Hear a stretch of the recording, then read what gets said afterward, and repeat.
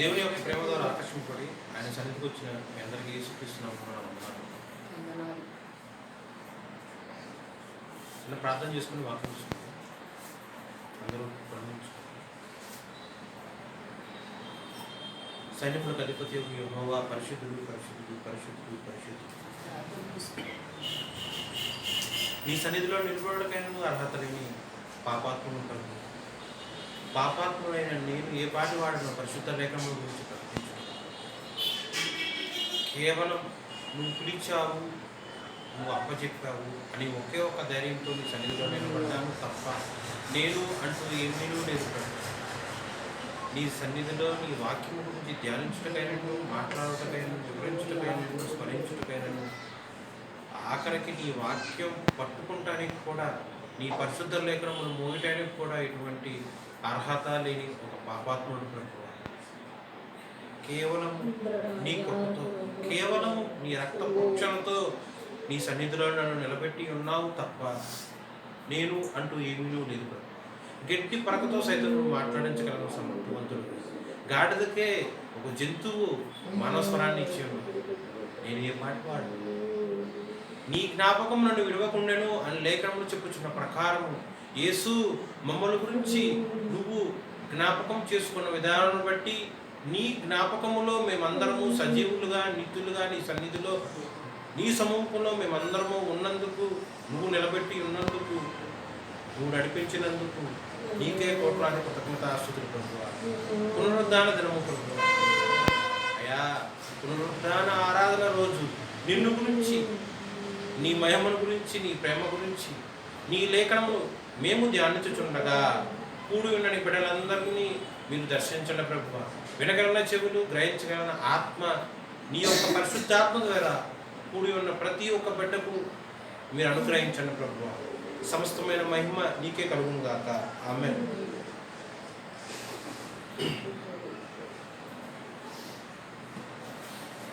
చిన్న ఒక సంఘటన చెప్తాను.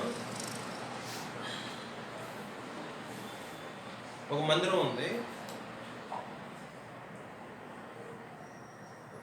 మందిరంలో ఆరాధన జరుగుతూ ఉంది. ఆరాధన జరుగుతున్నప్పుడు ఒక గొప్ప ఐశ్వర్యవంతుడు ఆరాధనకి అటెండ్ అయ్యాడు. ఐశ్వర్యవంతుడు బాగా పెద్ద ఐశ్వర్యవంతుడు. ఎలా ఉంటాడు చూస్తానికి? మంచి కాస్ట్లీ బట్టలు వేసుకుంటాం కానీ, ఉంగరాలు పెట్టుకుంటాం కానీ, బంగారం తొడుక్కుంటాం కానీ, చాలా హై ఫైవ్ కాస్ట్లీగా ఉంటుంది. ఎలా అంటే ఉదాహరణ చెప్పాలంటే అతను ఒక్క రోజు వేసుకునే ఒక డ్రెస్సు, దాని విలువ లేదా ఆ ఖర్చు, ఆ డ్రెస్సుగా అయ్యే ఖర్చుని బట్టి ఒక కూలోడు ఒక నెలంతా గడపాలి కుటుంబంతో సహా. అంటే కూలివాడు నెల మొత్తం కుటుంబంతో సహా గడపగలడు, అంత ఖరీదైన బట్టలు వేసుకుంటాడు. సో అతను వచ్చాడు ఆరాధన కోసం, ఆదివారం కోసం. మరి పాస్టర్ గారు ఉంటారు కదా, అతను రాగానే పాస్టర్ గారు చూసి ఎదురు వెళ్ళి ఆ ధనికుడిని సన్మానించి ఆరాధనలో విశ్వాసాలను కూర్చోవాలి. ఏ ప్లేస్ అయితే బాగుంటుందో కూడా పాస్టర్ గారే డిసైడ్ చేసి ఉన్న ప్రదేశంలో బెస్ట్ ప్లేస్ చూసి ఆ ధనికుడిని కూర్చోబెట్టాడు. ఆరాధన జరుగుతోంది. ఈ ధనికుడు వచ్చింది కూడా ఆరాధన జరుగుతున్నప్పుడే వచ్చాడు. ఇది పాస్టర్ గారి యొక్క ట్రీట్మెంట్. నెక్స్ట్ ఒక పేదవాడు వచ్చాడు. పేదవాడు దరిద్రుడు. అతను వచ్చాడు. నీవు అక్కడ నిలువు అని పాస్టర్ గారు అన్నారు. దరిద్రుడు లేదా సరే వచ్చాడు కూర్చో, లేదా ఇది వచ్చి నా కాళ్ళ దగ్గర కూర్చో అని అన్నారు పాస్టర్ గారు. ఒకటి నువ్వు అక్కడ నిలబడు, లేదా ఇంకో రకం వచ్చి ఇక్కడ కిందన్నా కూర్చోకు, ఏదో నీకు నచ్చిన చోట ఏదో మూల కూర్చోకు, ఇలా అన్నారు. ఆదివారము ఆరాధన ముగ్గురు వ్యక్తులు పాస్టర్ గారు ధనికుడు, దరిద్రుడు. ఇప్పుడు ఈ ముగ్గురు జీవితాలు మీకు చెప్తున్నాను. ఈ సందర్భంలో తీర్పు తెచ్చుకోకండి. కానీ అక్కడ జరిగిన సందర్భంలో ఎవరు వాక్యానుసారంగా ప్రవర్తించినట్టు? ధనికుడు ప్రవర్తించాడా? దరిద్రుడు ప్రవర్తించాడా? పాస్టర్ గారు వాక్యానుసారంగా ప్రవర్తించాడా? లేకపోతే ఎవరిది ఒప్పు, ఎవరిది తప్పు? ఇది నా ప్రశ్న. ఇప్పుడు వాక్యంలో కదా, వాక్యం జరుగుతున్నప్పుడు మేబీ వాక్యం అయిపోయేసరికైనా సరే మళ్ళీ ఇదే స్టోరీ రిపీట్ చేస్తాను. ఈ గ్యాప్లో మీ ఆలోచనలు బట్టి నాకు సమాధానం చెప్పండి. ఓకే, నెక్స్ట్ ఈ దేవుని యొక్క కృపలో ఈ ఆరాధన, ఈ ఆదివారము, ఈ నెలలో ఇది 5వది. ఆయన యొక్క సహాయం ద్వారా 5 వారాల పాటు ఒకే ఒక కథతో దేవుడు వాక్యాన్ని నడిపించాడు. కథ ఒకటే, కథ యొక్క సారాంశం మాత్రం వేరు. ఈరోజు కూడా దేవుని యొక్క కృప చొప్పున అదే కథ మళ్ళీ చెప్తా, కానీ దాని సారాంశం దేవుడు ఏ విధంగా చెప్పబోతున్నాడో మీరే తెలుసుకోండి. గడిచిన 4 వారాల నుంచి చెప్తున్నట్లుగానే ఒక వ్యవసాయకుడు పొలం దగ్గరకు వచ్చాడు వ్యవసాయం చేయటం. ఆ పొలము ఒక బీడు భూమి. పొలము నిండా గచ్చ పొదలు, ముళ్ళ పొదలు, రాళ్ళు, రప్పలు, గుట్టలు. వ్యవసాయం చేయటానికి వీలు లేని, పనికి రాని ఒక పొలం. కానీ వ్యవసాయకుడు ఖచ్చితంగా వ్యవసాయం చేయాల్సిందే, ఇక్కడ విత్తనం విత్తాల్సిందే అని తీర్మానము, దృఢ సంకల్పంతో చెదురు భూమిగా దాన్ని మారుస్తాడు. గచ్చ పొదలు, ముళ్ళ పొదలు, రాళ్ళు, రప్పలు, గుట్టలు ఏదైతే పనికిరానివి ఉంటాయో అవన్నీ తీసేస్తాడు. ఎత్తు పల్లాలు ఉంటే ఒక లెవెల్గా సాధు చేస్తాడు, దున్నుతాడు. వ్యవసాయం చేయడానికి అనువుగా, వీలుగా ఉండేటట్టు ఆ పొలాన్ని మార్చుకుంటాడు. నెక్స్ట్ ఏం చేయాలి? వ్యవసాయం చేసేవాడు విత్తనాలు విత్తాలి. ఇతను ఏం చేస్తాడంటే ఒకే ఒక జాతికి సంబంధించిన 2 రకాల విత్తనాలు తీసుకొస్తాడు, నాటుతాడు. ఉదాహరణకి ఎకరం పొలం, కానీ 2 విత్తనాలు. ఒక విత్తనానికి రెండో విత్తనానికి డిస్టెన్స్ ఉంటుంది కదా, చాలా దూరం ఉంటుంది. మొదటి విత్తనం భూమిలో విత్తాడు, రెండో విత్తనం భూమిలో విత్తాడు. ఒకే రోజు, ఒకే సమయంలో, ఒకే రకమైన శ్రమతో, ఆసక్తితో అతను పని ప్రారంభించాడు. భూమిలో విత్తిన తర్వాత దానికి ఫెన్సింగ్ అంటే కాపు కాయటం కానీ, కంచె కట్టడం కానీ జరుగుతుంది. సమయాన్ని అదే టైంకి తగినట్టు నీరు కూడా పోస్తూ ఉంటాడు విత్తనాలు. అంత మాత్రమే కాకుండా సంరక్షణ చేస్తూ ఉంటాడు. ఎందుకంటే కుక్కలు, పక్షులు, ఇంకా ఏవో జంతువులు వచ్చేసి విత్తబడిన ఆ విత్తనాన్ని తువ్వి పాడు చేస్తుందేమో అని చెప్పి భయంతో అక్కడే కూర్చొని కాపు కాస్తూ ఉంటాడు. ఇది అతని ప్రతిరోజు అతని యొక్క పని ఇదే. కాపు కాయటం, నీరు పట్టడం, కంచి వేయటం, సంరక్షించడం. ఒక విత్తనానికి ఏమైతే చేయాలో దానికి తగినంత శ్రమ, కష్టం అతను పెడుతూ ఉంటాడు. దీనికోసం విత్తనంలో నుంచి మొక్క రావటం, మొక్కలో నుంచి చెట్టు లేకపోతే వృక్షం లేదంటే పంట, భూఫలం. విత్తనంలో నుంచి ఫలం రావటం కోసమే కదా అతను ఒక పని మొదలుపెట్టాడు. ఆ పని ఎమ్మటే అతనికి తెలుసు, విత్తనం ఎమ్మటే చిగురుగా కానీ, చిన్న చిన్న మొలకలు, తర్వాత మొక్క లేకపోతే చెట్టు లేకపోతే వృక్షం ఆన్ ద స్పాట్ అవుతుంది అని, అదే ఆన్ ద స్పాట్ అవ్వదు అని అతనికి తెలుసు. ఇంత టైం పడుతుందని తెలుసు. అన్నిటికీ ప్రిపేర్ అయ్యే కదా విత్తనాలు తీసుకొచ్చినట్టుంది. సో ఇప్పుడు మొదటి రోజు నాది డిసైడ్ అయిపోయింది. రోజు అతని దైనందిక జీవితం ప్రకారము రోజు వచ్చి ఎంతైతే శ్రమ పట్టాలో, కష్టపడాలో అవన్నీ చేస్తూ ఉంటాడు. ఇలా రోజులు గడుస్తూ ఉంటాయి. మొదటి విత్తనంలో నుంచి ఒక 6 వారాల్లో మొలక వస్తుంది. పంట వస్తుంది. అదేమో గడ్డి. ఇది 6 వారాలు అయిపోయింది, మొదటి విత్తనం పంట వచ్చింది. కానీ రెండో విత్తనంలో పంట కాదు కదా, కనీసం చిగురు కూడా రాదు, మొలక కూడా ఎత్తదు. కానీ అతను ఎదురు చూశాడు. ఒకే జాతికి సంబంధించిన విత్తనాలు కదా, ఇది వచ్చింది, మొదటి విత్తనంలో నుంచి పంట వచ్చింది, రెండో విత్తనం నుంచి పంట రాలా, పోనీలే ఇంకొంచెం టైం పడుతుందేమో, జాతి అయితే ఒకటే, ఇది మొదటి విత్తనం జాతి ఒకటే, రెండో విత్తనం జాతి కూడా ఒకటే, ఒకే జాతికి సంబంధించినవి కదా.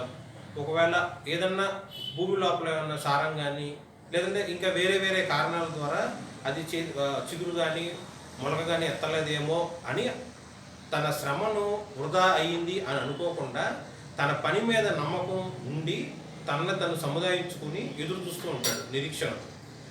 సో ఇది 6 నెలల్లో అయిపోయింది, అది 6 వారాలు అయిపోయింది, 6 నెలలు అయిపోయింది, సంవత్సరం అయిపోయింది, 2 సంవత్సరాలు అయిపోయింది, 3 సంవత్సరాలు అయిపోయింది, 4 సంవత్సరాలు అయిపోయింది, 5 సంవత్సరాలు అయిపోయింది.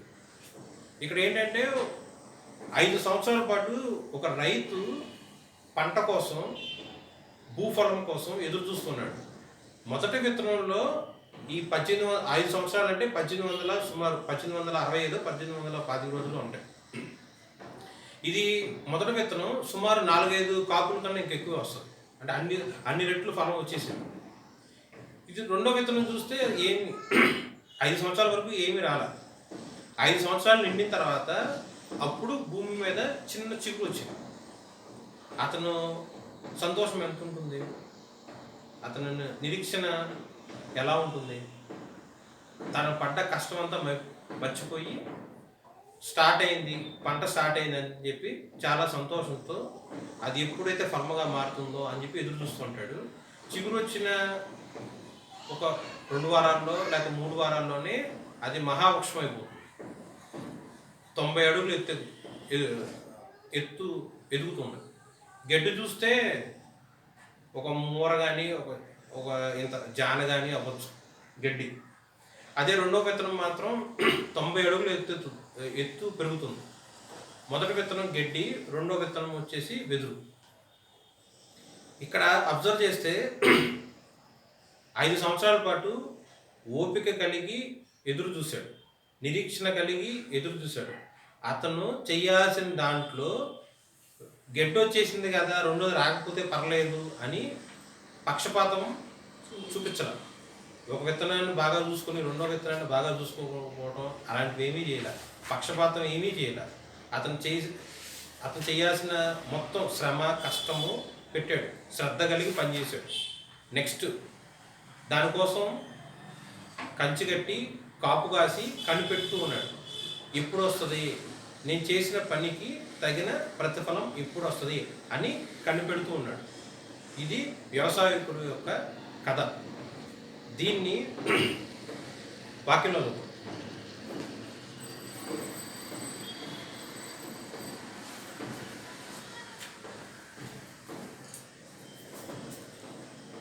ఇది రెండో విత్తనం అనుకుందాం. ఓసారి చూడండి అందరూ, ఇది రెండో విత్తనం అనుకుందాం. మొదటి విత్తనం గడ్డి అయిపోయింది, ఇది రెండో విత్తనం. రెండో విత్తనం క్లుప్తంగా చెప్పాలంటే భూమిలో ఒక విత్తనం నాటాడు. విత్తనం నాటిన తర్వాత 5 సంవత్సరాలకి అది చిగురించింది, మహావృక్షంగా మార్చబడింది. ఈ 5 సంవత్సరాల పాటు భూమి లోపల ఆ విత్తనం ఏం చేసిందంటే భూమి లోపల ఎదిగింది విత్తనం. ఎందుకు అంటే భూమి పైన ఎంత ఎత్తు నిలబడాలి అన్నా కూడా దానికి సపోర్ట్ ఉండాలి కదా. ఇది అంతకుముందు చెప్పినట్టే మళ్ళీ చెప్తున్నాను. ఇది భూమి అనుకుందాం. భూమి మీద ఒక చెట్టు ఇలా ఉందనుకోండి, పడిపోతుంది. ఆ చెట్టు ఎంత ఎత్తున్నా పడిపోతుంది, 10 అడుగులు కాదు, 90 అడుగులు కాదు, 100 అడుగులు కాదు, ఎంత ఎత్తున్నా సరే పడిపోతుంది. భూమి మీద ఉంటే ఏ చెట్టు అయినా సరే పడిపోతుంది. కానీ భూమి లోపల నాటపడితేనే, ఇప్పుడు ఇది నీతిమంతుడికి సాదృశ్యంగా ఉన్న ఒక చెట్టుకి అనుకుందాము ఎగ్జాంపుల్ కింద, అతను భూమి మీద ఇలా ఎదగాలి అంటే భూమి లోపల అతని యొక్క వేర్లు ఎంతగా విస్తరించాలి? ఈ వేర్లు దేనికి సాదృశ్యమని పోయిన వారం చెప్పారంటే శ్రమ, శోధన, దీనికి సాదృశ్యం. శ్రమ అంటే ఏంటి, శోధన అంటే ఏంటి? శ్రమ, శోధన దైవ చిత్తానుసారంగా వస్తాయా లేకపోతే సాతాను ద్వారా వస్తాయా? ఇవన్నీ పోయిన వారం చెప్పాం. శ్రమ వేరు, శోధన వేరు. శ్రమైన శోధనైన ముమ్మాటికి దైవ చిత్తానుసారంగానే వస్తాయి. దేవుని యొక్క చిత్తం లేకుండా ఏ ఒక్క విశ్వాసకైనా సరే శ్రమైనను శోధనైనను నిశ్చయముగా అనుగ్రహింపబడదు. సాతాను యోబు గారి జీవితంలో చూసుకుంటే సాతాను వచ్చి యోబు గారి జీవితంలో అతని బిడ్డలను కానీ అతని ఆస్తి కానీ అతని భూఫలం కానీ అన్నీ పాడు చేసినవి లేకపోతే సంహరించింది. ఇలా ఏది చేసినా సాతాన్ని ఎక్కడా కూడా స్వయంగా చేయలే. దేవుడి దగ్గరికి వెళ్ళి పరములో ఆసీనుడై ఉన్న దేవుడి దగ్గరికి వెళ్ళి దేవుడి దగ్గర పర్మిషన్ తీసుకున్న తర్వాత మాత్రమే వచ్చి భూమి మీద ఉన్న విశ్వాస దగ్గర తను చేయాల్సింది పరీక్ష కానీ పరిశోధించడం కానీ శోధించడం కానీ ఏదైనా సరే దేవుడి దగ్గర పర్మిషన్ తీసుకున్న తర్వాతే సాతాను వచ్చి భూమి మీద విశ్వాస యొక్క జీవితంలో తను చేయాల్సిందంతా చేశాడు. ఓకే, నెక్స్ట్ పోయిన వారం చెప్పండి. ఇప్పుడు నేను అడిగే క్వశ్చన్ అర్థం కాకపోతే మళ్ళీ అడగాలి. దేవుడు ఒక విశ్వాసికి శ్రమ మరియు శోధన ఎందుకు అనుగ్రహిస్తాడు? అది క్వశ్చన్. పోయిన వారంలో ఏం చెప్పాము? శ్రమయందును అతిశయపడాలి. మనకు వచ్చిన ఉద్యోగం బట్టి అతిశయం, మన సంపాదన బట్టి అతిశయం, వేసుకున్న బట్టలు బట్టి అతిశయం. ఒక మామూలు డ్రెస్ వేసుకుంటే ఒకలాగా ఉంటాం, పట్టు చీర కడితే ఒకలాగా ఉంటాం. కద్దర బట్టలు వేసుకుంటే ఒకలాగా అతిశయం, మామూలు బట్టలు వేసుకుంటే ఒకలాగా అతిశయం. తల్లిదండ్రులకు ఉన్న ఆస్తి పాస్తులను బట్టి దానికి తగిన విధంగా బిడ్డలకి పెళ్ళిళ్ళు చేస్తారు. లేనాడు మామూలుగా చేయొచ్చు, కానీ లక్షాధికారి ఒక రకంగా పెళ్లి చేస్తాడు, కోటీశ్వరుడు ఒక రకంగా పెళ్లి చేస్తాడు. పెళ్ళి ఆ ఒక కార్యంలో కూడా అతిశయముగా ఇంత కాస్ట్లీ లైటింగ్, ఇంత కాస్ట్లీ భోజనాలు, ఇట్లా మ్యూజికల్ ఇన్స్ట్రుమెంట్స్ వాటెవర్ ఏదైనా సరే అతిశయంగా చెప్పుకుంటారు. ఐఏఎస్ ఆఫీసర్ అతిశయం, ఎంబీబీఎస్ అతిశయం. ఇన్ని విషయాల్లో అతిశయపడుతున్నప్పుడు దేవుడి యొక్క చిత్తం లేకుండా తనలో నుంచి వెంట్రుక సైతం రాలదు అని లేఖనం చెప్పుచున్న ప్రకారముగా రోమియోలు రాసిన పత్రిక 5వ అధ్యాయంలో చెప్పినట్లు శ్రమల ఎందును అతిశయ పడాలి. వాక్యం చెప్తుంది దైవ చిత్తానుసారంగానే నాకు శ్రమ వచ్చింది. దేనికి? క్రీస్తుతో పాటు నడువుటకు, విశ్వాసం యొక్క పరీక్ష నిమిత్తము, దేవుడు అనుగ్రహించు మహిమ కిరీటము నిమిత్తము దైవ చిత్తానుసారమైన శ్రమ, దైవ చిత్తానుసారమైన శోధన అనుగ్రహింపబడుతుంది. సో శ్రమ వచ్చినప్పుడు కుంగి పోకూడదు, శ్రమ వచ్చినప్పుడు నిరుత్సాహపడిపోకూడదు. శ్రమల యందు అతిశయపడాలి, శ్రమల యందును అతిశయ నిశ్చయంగా పడాలి. నేను చెప్పలే, ఇదంతా వాక్యమే చెప్తుంది. So clear. శ్రమలో ఎందును అతిశయపడాలి, రిజాయిస్, సంతోషించండి. శ్రమ వస్తే ఏడవడం, కాలిరిగింది, నొప్పి వస్తుంది, కానీ దైవ చిత్తానుసారంగా దైవ చిత్తం లేకపోతే తనలోంచి వెంట్రుక సైతం రాలదు. వెంట్రుకే రాలది, కాలిరిగింది. సో ఇది దైవ చిత్తమే అని ప్రార్థన యొక్క వివేచన చొప్పున దేవుడు ద్వారా నాకు వచ్చింది అని కన్ఫర్మ్ చేసుకున్న తర్వాత స్తుతించాలి. ఇరిగిన కాలును బట్టి స్తుతించాలి, విరిగిన చేతులను బట్టి. దాన్ని బట్టి దేవుడు సంతోషిస్తాడు. యాకోబు అందరికీ తెలుసు కదా, అబ్రహాం గారి బిడ్డ ఇస్సాకు గారి బిడ్డ యాకోబు అందరికీ తెలుసు. యాకోబు మనుషులతోనూ దేవునితోనూ పోరాడి గెలిచి ఉన్నాడు కాబట్టి అతని పేరు ఇజ్రాయేల్. ఇది అందరికీ తెలుసు. కానీ యాకోబు దేవదూతతో పోరాడినప్పుడు దేవదూత పోరాటంలో, యాకోబు దేవదూత ఇద్దరు పోరాడుతున్నప్పుడు దేవదూత అతని యొక్క తొంటి నర దగ్గర కొడుతుంది, విరుగుతుంది. అది జరిగిన తర్వాత నుంచి యాకోబు గారు చివరి రోజుల వరకు కూడా, అంటే భూమి మీద ఆయనకున్న ఆయుష్ వరకు కూడా యాకోబు గారు కుంటుకుంటూనే నడుస్తారు. యాకోబు గారు అవిటివారు. అది ఎలా వదిలిద్ది అనుకుంటున్నారా? వాక్యం చెప్తుందిగా, రిఫరెన్స్ గుర్తులేదు కానీ ఆ పోరాటంలో యాకోబు గారి యొక్క తండ్రి మీద, అంటే నన్ను వదిలేసి నేను వెళ్ళిపోతాను, నువ్వు దేవదూత బలవంతం చేస్తుంటే యాకోబు గారు రెట్టింపు బలవంతంగా దేవదూతను పట్టుకొని నువ్వు నన్ను ఆశీర్వదిస్తేనే తప్ప నేను నిన్ను వదిలిపెట్టను అని దేవదూతని ఇంకా బలవంతం చేస్తూ ఉంటాడు. దాన్ని బట్టి ఆ యొక్క పోరాటంలో అతని తొంటి నరం మీద దెబ్బ తగ్గుతుంది, విరిగింది. సరే విరిగింది, ఇప్పుడు ఏమనాలి? అతను అతిశయ పడాలా పడకూడదా? మరి విశ్వాసం అలాగే ఉంటారు. కడిగిన దైవ చిత్తానుసారంగా వచ్చిన శ్రమ అయినా సరే, శోధన అయినా సరే, కాలు విరిగినా, చెయ్యి విరిగినా, ఆస్తి ఇందాక పాటల్లో పాడుకున్నట్లు ఎన్ని బాధలు వచ్చినా, ఎంత కష్టాలు వచ్చినా, ఆస్తిపాస్తులే పోయినా, ఆరోగ్యమే క్షీణించినా, ఏ స్థితిలో ఉన్నా దేవుని యందు అతిశయపడాలి. ఓకే, సమస్తమైన శ్రమల యందు నరుడు నిశ్చయముగా అతిశయపడాలి. ఇప్పుడు ఇందాక నేను క్వశ్చన్ మళ్ళీ రిపీట్ చేస్తాను. దేవుడు ఒక విశ్వాసికి శ్రమైన శోధనైన ఎందుకు అనుగ్రహిస్తాడు? ఈ చెట్టుని ఎగ్జాంపుల్గా తీసుకుంటే భూమి లోపల అతను ఎదగటానికి ఆ శ్రమ, ఆ శోధన, ఆ వేరు ఎలా అయితే ఉపయోగపడుతుందో అలాగే ప్రతి ఒక్క క్రైస్తవుడు ఆత్మీయ పరిమాణము, అనుభవ జ్ఞానము పొందుకోవటానికి మాత్రమే దైవ చిత్తానుసారమైన శ్రమ, శోధన అనుగ్రహింపబడుతుంది. ఇది లేఖనములు 1 తిమోతి 2:4. 1 తిమోతి 2:4.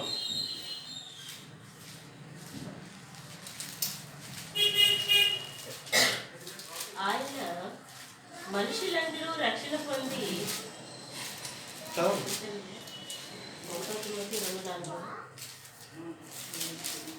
మనుషులందరూ రక్షణ పొంది సత్యమును కూర్చున్న అనుభవ జ్ఞానం గలవారై ఉండవలెనని నిశ్చయించుచున్నాడు.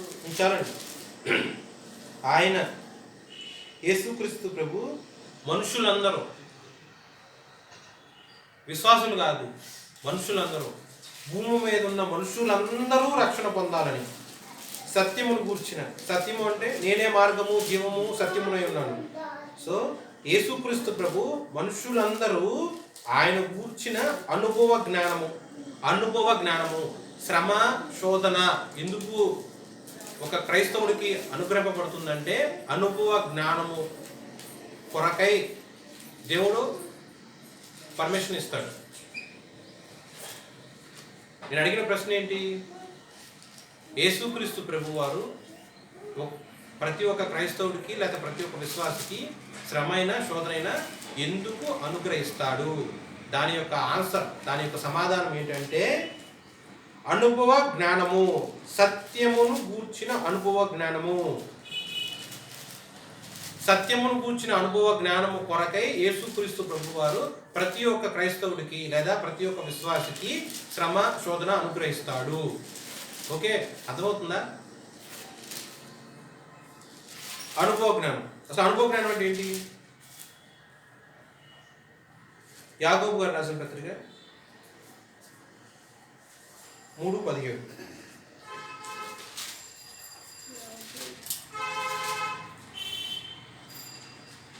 అయితే పైనుండి వచ్చు జ్ఞానము మొట్టమొదట పవిత్రమైనది, తరువాత సమాధానకరమైనది, మృదువైనది, సులభముగా లోబడినది, కనికరముతోనూ మంచి ఫలములతోనూ నిండికున్నది, పక్షపాతమైనను వేషధానైనను లేనిదినై ఉన్నది. చాలు చాలు. అందరూ బైబిల్ తీసారా? బైబిల్ చూడండి. అందులో ఎవరు మీరు తీసారా వాక్యం? యాకోబు రాసిన పత్రిక 3:17. నేను ఆ వచనంలో ఉన్న 2-3 పదాలు తీసేస్తూ చదువుతాను. ఒకసారి బైబిల్లో ఉన్నాను. అందరు తీశారుగా?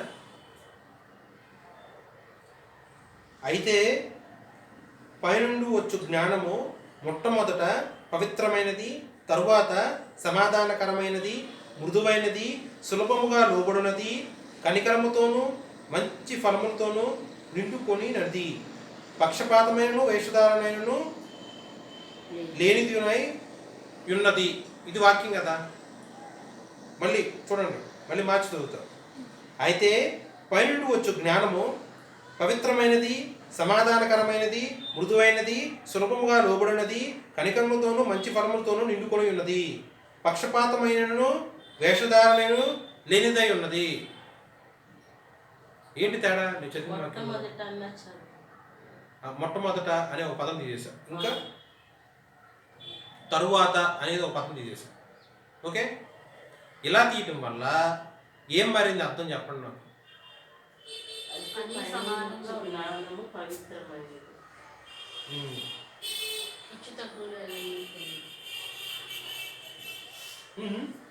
మీరు చదువు బైబిల్ చదువుతున్నారు, చూడండి బైబిల్.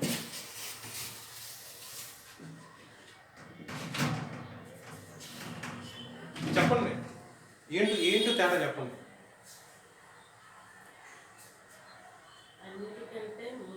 పవిత్రమైనది, సమాధానకరమైనది, మృదువైనది, సులభముగా లోబడినది, కనికరముతోనూ మంచి ఫలములతోనూ నిండుకొనినది అంటే 6 ఉన్నాయి.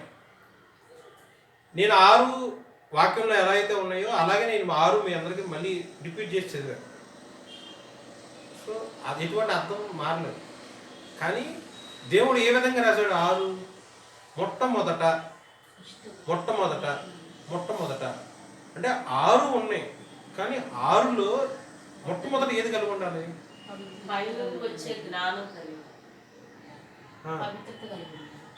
పైనుండి వచ్చు జ్ఞానం అంటేనే ఈ 6.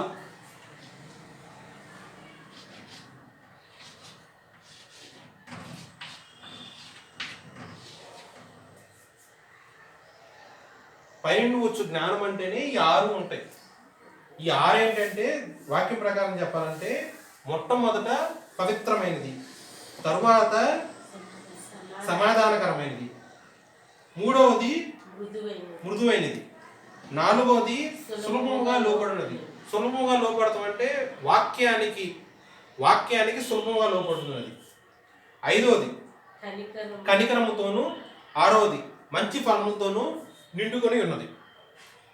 ఓకే, పైనుండి వచ్చు జ్ఞానంలో ఈ 6 ఉంటాయి.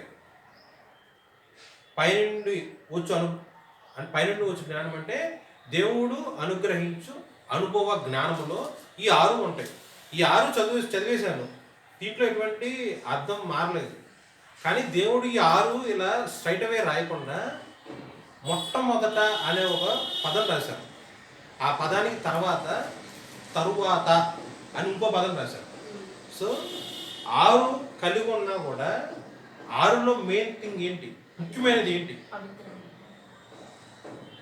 ఓకే, నీ విశాలి ఆన్సర్ పవిత్రత. జ్ఞానం అంటేనే 6 క్వాలిఫికేషన్స్. మీరు చెప్పండి, మొట్టమొదట అని రాసింది కదా, అంటే ఈ 6లో ముందు ఏది ఇంపార్టెంట్? ఏమన్నా చదువమ్మా, ఏమంటే మీరు చదవచ్చు కదా, వచ్చా చదువు.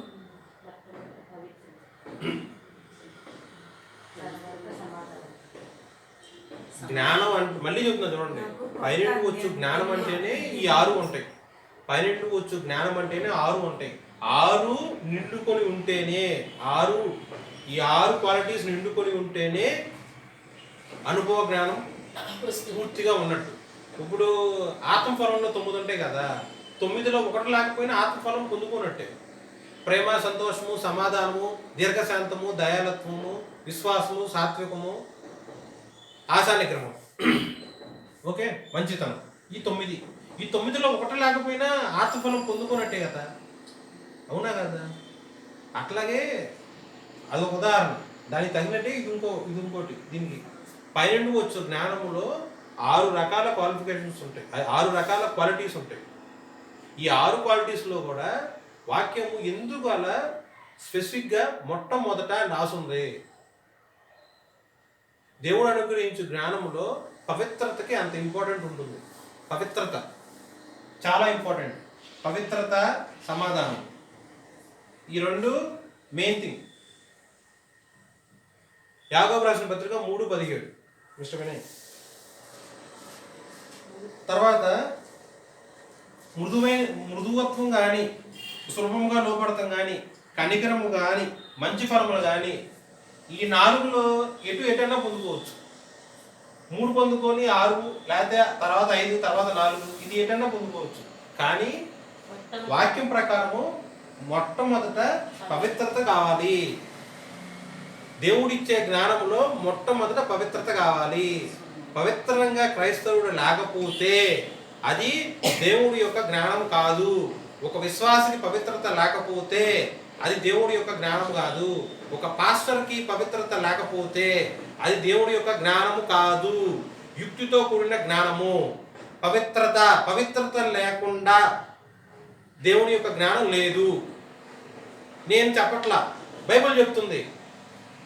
యాకోబు రాసిన పత్రిక 3:17. అయితే పైనుండి వచ్చు జ్ఞానము మొట్టమొదట పవిత్రమైనది, తరువాత సమాధానకరమైనది, మృదువైనది, సులభముగా లోబడినది, కనికరముతోనూ మంచి ఫలముతోనూ నిండుకొని ఉన్నది.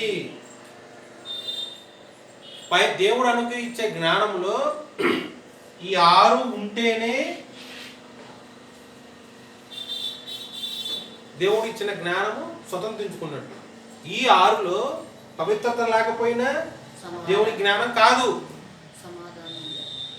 యుక్తితో కూడిన జ్ఞానము, కల్పనా కథతో కూడిన జ్ఞానము, లోకానుసారంతో కూడిన జ్ఞానము. అది విశ్వాసం అవ్వచ్చు, అది పాస్టర్ కూడా అవ్వచ్చు. సమాధానం లేదు. మరి ఏ రకమైన జ్ఞానం అది? విశ్వాసంలో మృదువు లేదు. కఠినమైన మాటలు, కఠినమైన ప్రవర్తన, కఠినమైన హృదయం. మృదువైన మాట లేదు, మృదువైన ప్రవర్తన లేదు, మృదువైన హృదయం లేదు, మృదువైన క్రియలు లేదు. మరి ఏ జ్ఞానం అది? వాక్యానికి సులభముగా లోపడట్ల. ఏ వాక్యం అంటే ఇప్పుడు పరిశుద్ధ గ్రంథంలో ఇప్పుడు 10 ఆజ్ఞలు ఉన్నాయి పాత నిబంధన గ్రంథం, లేదా కొత్త నిబంధన గ్రంథంలో 2 ఆజ్ఞలు ఉన్నాయి. నిన్ను వల్ల నీ పొరుగు వారిని ప్రేమించుడి. ఇంకోటి పూర్ణ మనసుతో పూర్ణ హృదయంతో ఉన్నారు. రెండిట్లో ఒకటే తీసుకుంటాను నేను, రెండోది తీసుకోను. అంటే వాక్యానికి లోబడినట్టు కాదా? 2 ఆజ్ఞల్లో ఒక ఆజ్ఞ లోబడ్డాము, సెకండ్ ఆజ్ఞ లోబడలేదు. అప్పుడు ఏమంటారు దాన్ని? అంటే లేఖనం ప్రకారం ప్రవర్తిస్తున్నట్ట, ప్రవర్తించలేదనా? సో పరిశుద్ధ గ్రంథంలో దేవుడు ఎన్ని అయితే ఆజ్ఞలు చెప్పారో, ఇలా ఉండు అని దేవుడు ఏదైతే చెప్పాడో అవన్నీ పాటించాలి.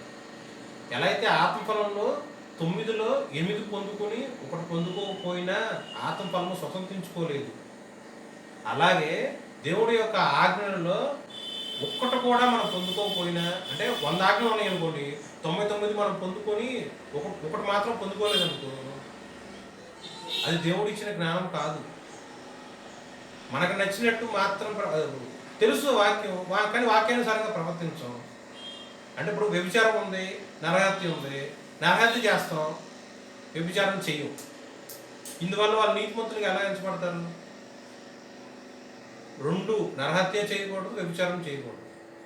అంటే దేవుడు ఏం పని అయితే చెప్పాడో ఆ పనికి లోబడి ప్రవర్తిస్తే అది దేవుని యొక్క జ్ఞానం చొప్పున ఆ విశ్వాసి తన క్రైస్తవ జీవితంలో ముందుకు వెళ్తున్నట్టు అంతే.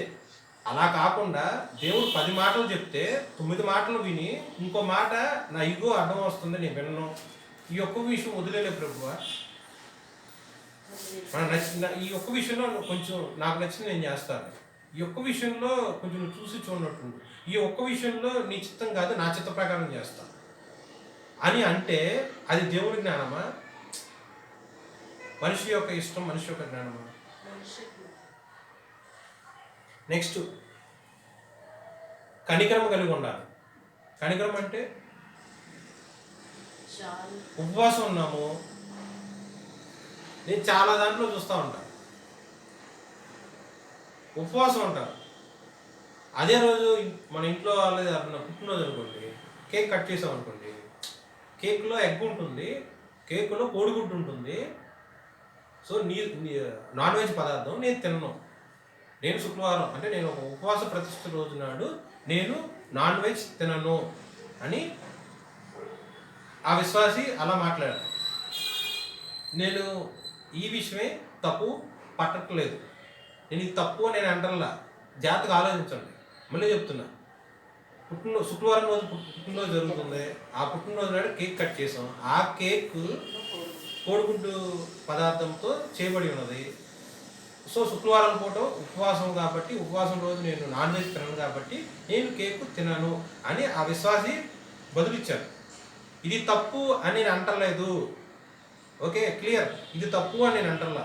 ఓకే, కానీ అదే శుక్రవారం రోజు దిక్కులేని పిల్లలు ఉన్నారు, అనాథ పిల్లలు ఉన్నారు, విధవరాళ్ళు ఉన్నారు, ముసలివాళ్ళు ఉన్నారు.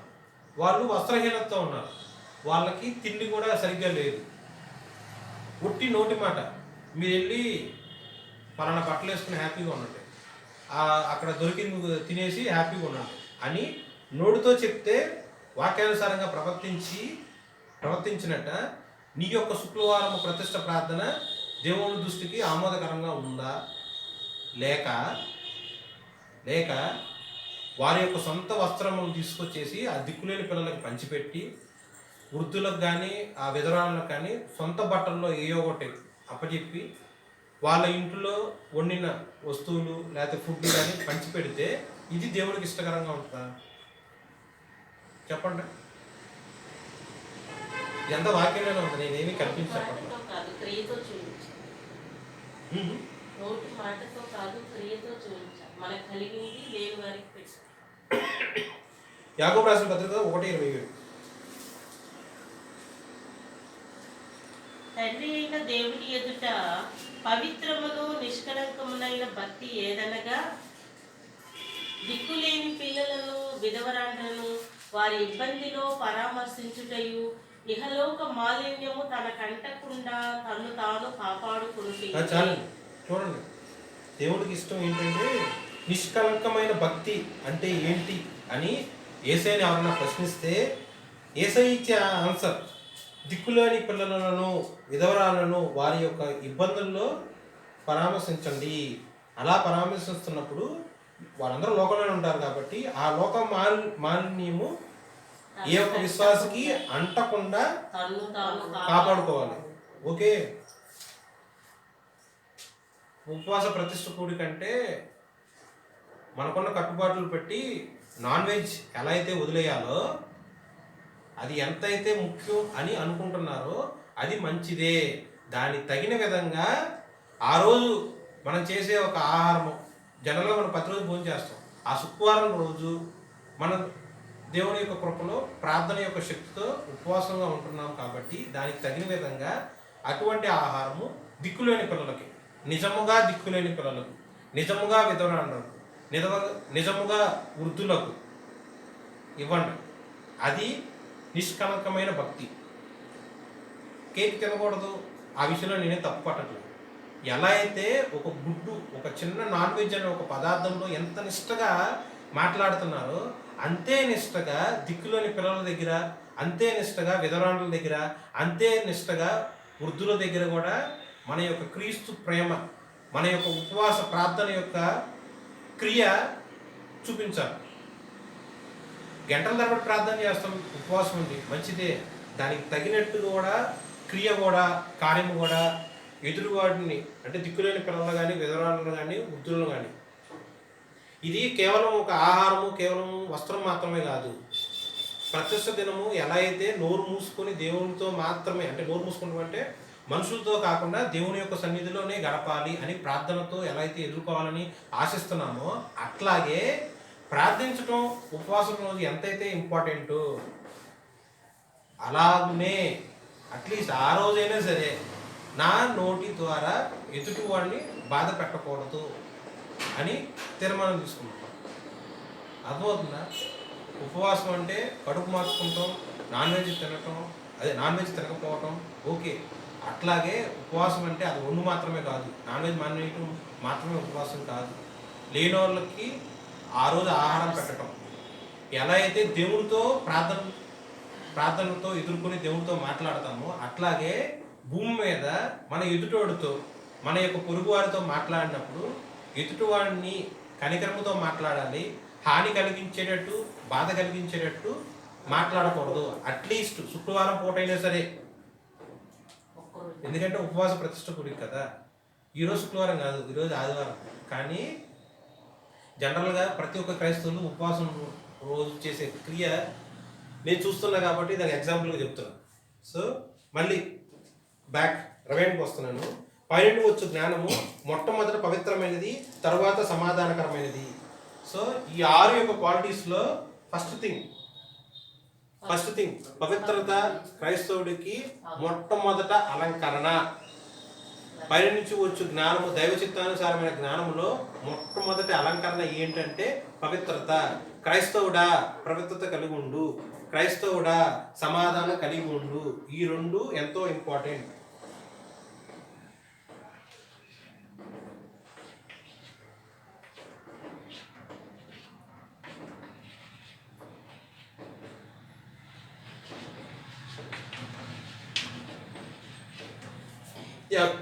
యాకోబు రాసిన పత్రిక 3:17 లాస్ట్లో చూడండి. ఈ 6 మొట్టమొదటి పవిత్రమైనది, తర్వాత సమాధానకరమైనది, మృదువైనది, సులభముగా లోబడినది, కనికరముతోనూ మంచి ఫలములతోనూ నిండుకొని ఉన్నది, పక్షపాతమైనను వేషధారణను లేనిదై ఉన్నది. ఇది జ్ఞానం. దేవుడిచ్చే జ్ఞానంలో ఈ 6 ఉంటాయి. ఏముండవు, ఏముండాలో దేవుడు చెప్తున్నాడు కదా. ఏం ఉండకూడదు కూడా దేవుడే చెప్తున్నాడు. ఏం ఉండకూడదు, పక్షపాతం ఉంటే దేవుడిచ్చే జ్ఞానం ఉన్నట్ట, వేషధారణ ఉంటే దేవుడిచ్చే జ్ఞానం ఉన్నట్ట. సరే, ఓకే. పక్షపాతం వాక్యం స్టార్టింగ్లో నేనేం చెప్పాను, వాక్యం కథ చెప్పాను, ఒక సంఘటన చెప్పాను. చర్చిలోకి ఒక ధనికుడు వచ్చాడు, దరిద్రుడు వచ్చాడు. అది సంఘటన. ఎందుకు చెప్పాను నేను చెప్పలా. యాకోబు రాసిన పత్రిక 2:2 కూర్చుని బైబిల్.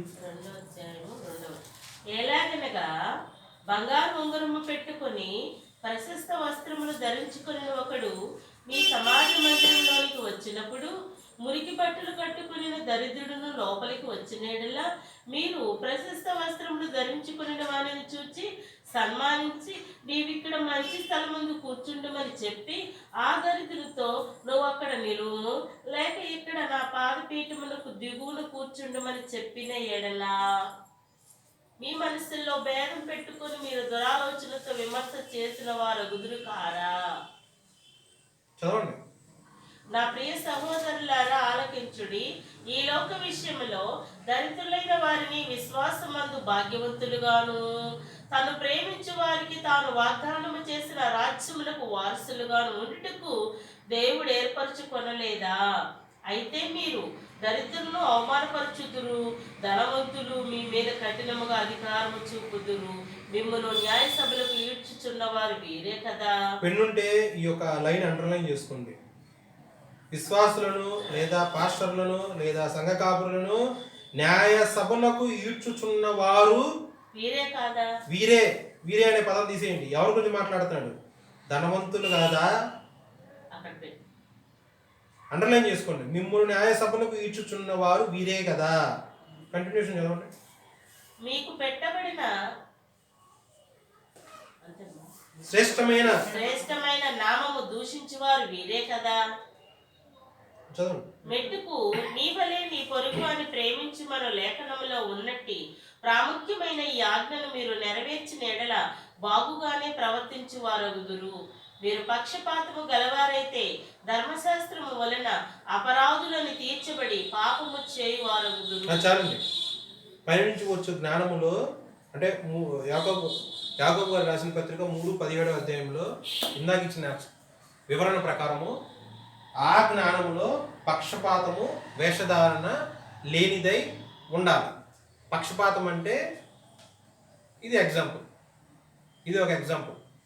తల్లి తన కడుపున పుట్టిన బిడ్డకి పొరుగువారి యొక్క బిడ్డల మధ్య పక్షపాతం చూపించింది. అది లోకంలో ప్రతి ఒక్క ఇంట్లో సర్వసాధారణం. ఓకే, ఇది అందరికీ తెలుసు. ఇది కాదు అంటానికి ఎక్కడా లేదు.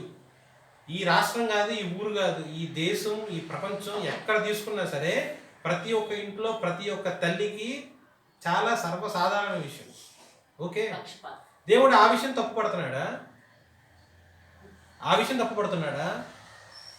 క్రైస్తవులు తన సహోదరులైన సాటి యొక్క విశ్వాసులను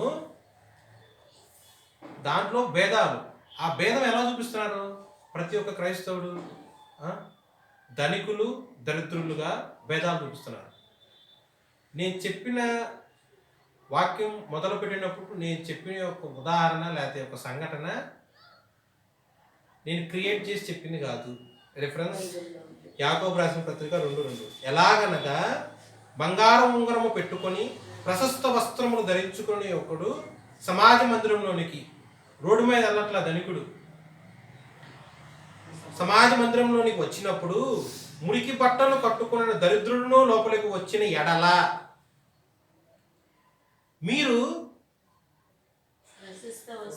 మీరంటే ఎవరండి? సమాజ మందిరంలో ఉన్న అధికారులు. సమాజ మందిరంలో ఒక అధికారులు అంటే పాస్టర్లు, సంఘ కాపురులు ప్రశస్త వస్త్రములు ధరించుకున్న వారిని చూచి సన్మానిస్తారు. నీవిక్కడ మంచి స్థలంలో కూర్చుండమని చెప్పారంట. ఆ దరిద్రునితో వాక్యం చూడండి, నీవిక్కడ నిలుపుము అనలా, నీవు అక్కడ నిలుపుము అని ఉంది. ఎక్కడ కనిపించాడో దరిద్రుడు, ఎక్కడ కనిపించాడో అక్కడే చెప్పేస్తాడు, నీవు అక్కడ నిలుపుము, నువ్వు ఎక్కడ ఉన్నావు అక్కడే నిలబడు, లేదా ఇక్కడ నా పాద పీఠమునకు దిగువన కూర్చుండమని చెప్పిన ఎడల నీ మనసులలో భేదములు పెట్టుకొని మీరు దురాలోచనతో విమర్శ చేసిన వారు వదులుతారా అని క్వశ్చన్ మార్క్ ప్రశ్న. ఇలాంటి భేదములు ఒక కాపరి చేసిన, ఒక విశ్వాసి చేసిన దేవుడు ప్రశ్నిస్తున్నాడు. మీరు భేదములు చూపిస్తున్నారు, ఇలా ఉండొచ్చా అని దేవుడు ప్రశ్నిస్తున్నాడు. ఏమిస్తారు ఆన్సరు? నా ప్రియ సహోదరులారా ఆలకించుడి. ఈ లోక విషయంలో దరిద్రులైన వారిని విశ్వాసమందు భాగ్యవంతులుగాను, తను ప్రేమించు వారికి తాను వాగ్దానం చేసిన రాజ్యమునకు వారసులుగాను ఉండుటకు దేవుడు ఏర్పరచుకోలేదా? అంటే భేదాలు చూపించే ఒక పాస్టర్కి, భేదాలు చూపించే ఒక విశ్వాసికి దేవుడు సమాధానం చెప్తున్నాడు. ఈ లోకంలో దరిద్రుడు అవ్వచ్చేమో, ఈ లోకంలో మురికి బట్టలు ధరించుకున్నాడేమో, ఈ లోకంలో ధనము లేనివాడై ఉన్నాడేమో, కానీ ఇటువంటి దరిద్రులను విశ్వాసమందు భాగ్యవంతులుగా యేసుక్రీస్తు ప్రేమించిన వారికి వాగ్దానం చేసిన రాజ్యమును వారసులు, దేవుని యొక్క రాజ్యానికి వారసులుగా ఉండుటకు దేవుడు ఏర్పరచుకొనలేదా? దేవుడు ప్రశ్నిస్తున్నాడు, దేవుడు ఏర్పరచుకోలేదా? ఇది ఆన్సర్ ఏమంటే దేవుడు అడుగుతున్నాడు కదా, క్వశ్చన్ మార్క్ పెట్టాడు. ప్రశ్నించుకోండి మిమ్మల్ని మీరు. భేదములు కలిగి ఉన్నామేమో, దరిద్రులను ధనికులను ఇలా పక్షపాతం చూపిస్తూ మనం ప్రవర్తిస్తున్నామేమో దేవుడు ప్రశ్నిస్తున్నాడు. సమాధానం చెప్పండి దేవుడికి. సమాజ మందిరంలో ఎవరైతే సమాజ మందిరానికి వచ్చారో వాళ్ళందరూ దేవుడి దృష్టిలో ఒకరే. భేదాలు చూసేవాళ్ళు ఎవరు? విశ్వాసులు, కాపురులు. అలా ఉండొచ్చా అని దేవుడు ప్రశ్నించినప్పుడు తిరిగి దేవుడే ఆచరిస్తున్నాడు. దరిద్రులను విశ్వాసంలో, లోకంలో దరిద్రుడు అవ్వచ్చు కానీ విశ్వాసంలో భాగ్యవంతులుగా నేను మార్చాను. లోకంలో దరిద్రుడు అవ్వచ్చు కానీ దేవుని యొక్క రాజ్యంలో వారసులుగా నేను మార్చి ఉన్నాను. ధనికుడు చచ్చిపోయిన తర్వాత, అదే ధనికుడు ఇంటి బయట ఉన్న కుష్ఠరోగి చచ్చిపోయిన తర్వాత, పరమునకు చేర్చబడిన తర్వాత కుష్ఠరోగి ఎక్కడ ఉంటాడు? అబ్రహాము రొమ్మున ఆనుకుని ఉన్నాడు. మరి ధనికుడు ఎక్కడున్నాడు? అగ్నిగుండంలో పడి ఉన్నాడు. ధనికుడు అవటం తప్పు అని నేను అంటల్లా. ఇందాక వాక్యం స్టార్టింగ్లో నేను చెప్పా, ఈ సంఘటన చెప్పి ఎవరిది తప్పు అన్నా నేను. ధనికుడు తప్ప, భేదవాడు దరిద్రుడు తప్ప, లేదా కాపర తప్ప అడిగా. ధనికుడు వచ్చిన తర్వాత వచ్చి సన్మానం చేయాలి. ధనికుడు అడిగాడా? ధనికుడు సమాజ మందిరం అంతా చూసుకొని ఆ బెస్ట్ ప్లేస్లో నేను కూర్చుంటా అని ధనికుడు చెప్పాడా? కాపరి సన్మానించాడు. కాపరి మాత్రమే ఆ ప్లేస్లో కూర్చో అని చెప్పాడు. సో భేదములు చూపించింది ధనికుడు కాదు, కాపరి. దరిద్రుడు కనిపించగానే నువ్వు అక్కడ నిలుము అని చెప్పింది కాపరి, నువ్వు అక్కడ కూర్చో అని చెప్పింది కాపరి, లేకపోతే వచ్చి నా పాద పీఠముల దగ్గర కూర్చో అని చెప్పింది కాపరి. భేదములు చూపించింది కాపరి.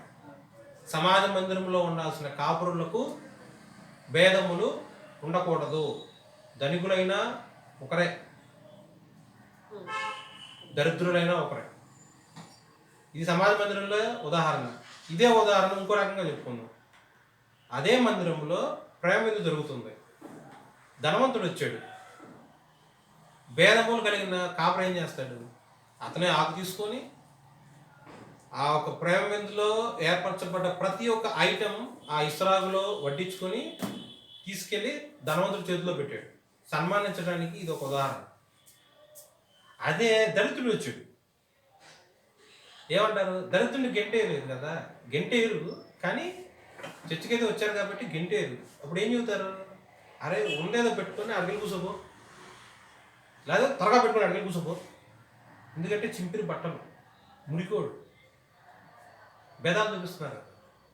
సో సమాజ మందిరం ఎలా ఉండాలి? సమాజ మందిరంలో వచ్చే ఒక విశ్వాసి, సమాజ మందిరము నడిపించే ఒక కాపరి దేవుడు అనుగ్రహించి జ్ఞానము చొప్పున నడుచుకున్న వాడైతే అతని జీవితంలో పక్షపాతం చూపించకూడదు. పక్షపాతం చూపించేవాడు దేవుడి యొక్క జ్ఞానము ఉన్నవాడు కాదు. ఇది నేను చెప్పలేదు. యాకోబు రాసిన పత్రిక 3:17 ఉంది. పక్షపాతమైనను వేషధారణను లేనిదై ఉండాలి. నేను చెప్పట్లా. ఈ యొక్క ధనికుడు, ఈ యొక్క దరిద్రుడు యొక్క ఎగ్జాంపుల్ కూడా నేనేం చెప్పలా. యాకోబు రాసిన పత్రిక 2:2 ఉదాహరణ కూడా దేవుడే ఇచ్చాడు. పక్షపాతం ఉండకూడదు అని చెప్పింది దేవుడు. పక్షపాతం యొక్క లక్షణం ఏంటి అనేది కూడా దేవుడే చెప్పాడు. యాకోబు రాసిన పత్రిక 2:2 మొత్తం దాని యొక్క క్లియర్గా ఉంటుంది. దాంట్లో 9వ వచనం ఏం రాసి ఉంటుంది, మీరు పక్షపాతము గలవారైతే ధర్మశాస్త్రము వలన అపరాధులని తీర్చబడి పాపము చేయవారగుదురు. సమాజ మందిరంలో నడిపింపబడుతున్న విశ్వాసులారా, సమాజ మందిరము నడిపించుచున్న కాపురులారా, దేవుని యొక్క వాక్యము చెప్పుచున్నది, మీరు పక్షపాతము గలవారైతే ధర్మశాస్త్రము వలన అపరాధులములని తీర్చబడి పాపము చేయువారగుదురు. ఇది లేఖనం, ఇది కట్టుకథ కాదు, నేను చెప్పేది కాదు. కాపురులకైనా విశ్వాసులకైనా గుర్తుపెట్టుకోండి. మీరు ఒకవేళ మీ జీవితంలో పక్షపాతము లేదా భేదమును చూపిస్తే దేవుని యొక్క లేఖనముల ప్రకారము మీరు అపరాధులు ప్లస్ పాపం చేయవారు.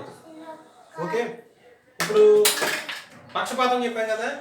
వేషధారణ అంటే ఏంటి? ఆది కాండంలో అందరికీ తెలిసిన వాక్యమే.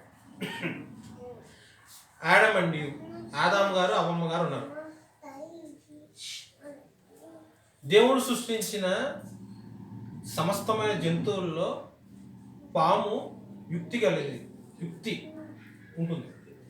అది వచ్చింది. ఎవరి దగ్గరికి వచ్చింది? ఎప్పుడు ఆలోచించారా? దేవుడు సృష్టించింది ఆదామును కదా, దేవుడు అవ్వమ్మను కాదు కదా ముందు సృష్టించింది. అవ్వమ్మ గారు ఆదాము గారులో నుండి సృష్టించబడి ఉంది. మరి దేవుడు ఫస్ట్ సృష్టించింది ఎవరిని? ఆదాము గారు. మరి యుక్తిగా వచ్చి మోసం చేయాలనుకున్నప్పుడు ఆదాము గారి దగ్గరికి రాలేదే, అవ్వమ్మ గారి దగ్గరికి